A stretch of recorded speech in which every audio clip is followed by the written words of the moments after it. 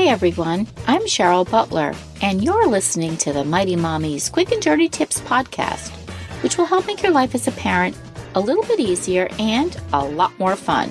Welcome! Today's episode is number 444, How to Balance Your Kids' Cell Phone Use, because now that school's back in session, it's important to keep them on task. As my kids start another new school year, I'm grateful that we just enjoyed an overall relaxing summer without a heavy schedule of commitments and sports practices, club activities, and the usual running around that we tend to do between September and May. I'll try to remind myself of this at the end of their first week back, because now that school's in session, our day-to-day lifestyle has just intensified in every area possible. One thing that does help me breathe a lot easier is the fact that despite the many different directions we all go throughout the week, we can at least stay connected and communicate thanks to the modern-day tool of our cell phones. Because my 8 kids all have cell phones, I do have a peace of mind when they're out and about, attending sporting events, after-school commitments, including their part-time jobs. On the other hand, this same piece of technology that allows us to stay in touch while we're apart also has a downside. They're distracting and at times addicting. And it's not just the kids. We parents can be just as sidetracked with our smartphones as our kids. Cell phones are definitely an asset to both kids and parents. So Mighty Mommy shares 6 ways to balance the use of cell phones in your lives. Tip number 1. Set limits. Although my kids have a pretty good understanding of family rules, what behaviors are accepted and not, and where the wiggle room is in terms of boundaries, not much, they still look to me to set limits for what will be tolerated in our family home. We have curfews, scheduled chores, and regular family meetings to keep our family on track. I work full-time, and so does their father, so we aren't able to keep watch of their technology habits round the clock. That said, we knew we had to establish limits on our kids' texting and calling time because we couldn't physically monitor it while both myself and their father were at work. In 10 ways to get your kids off their phone that don't require bribery, we learned that it's a parent's job to establish limits for the safe use of technology so their kids can learn how to use communication devices in a healthy way, says Jamison Monroe, founder and CEO of Newport Academy, a mental health treatment program for teens. You own your child's phone. It's your property. So as a parent, you're in charge of setting common sense limits on its use, just like you do around driving, drugs, and alcohol.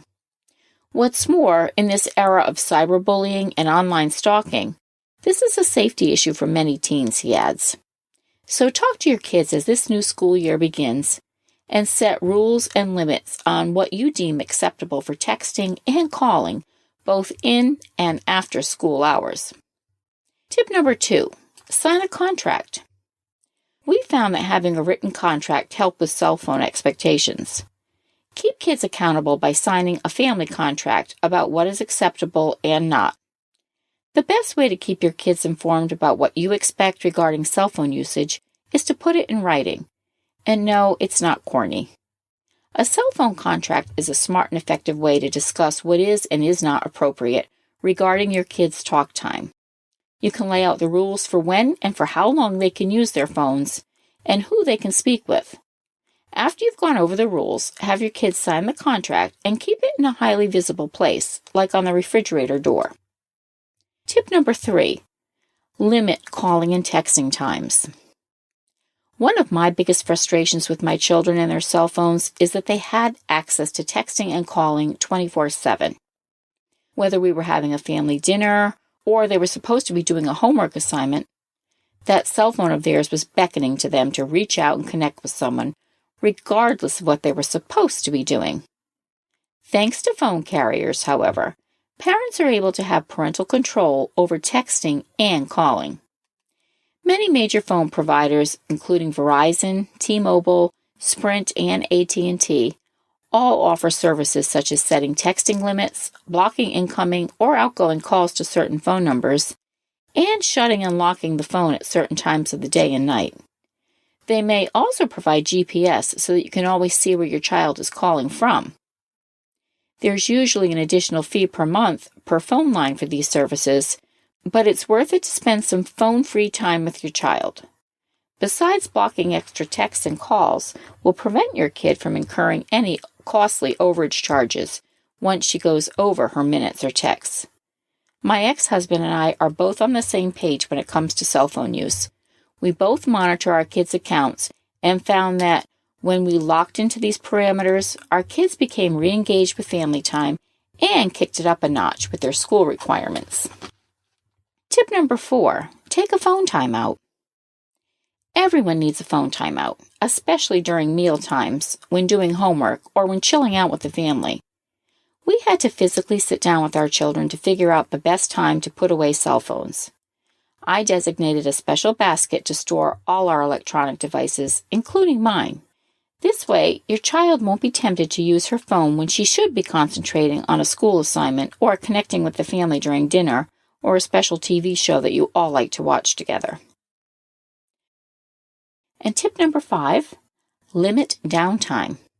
When our family is engaged in walking the dog or heading to the beach for a walk together, they know their father and I expect that cell phones are tucked away no matter what.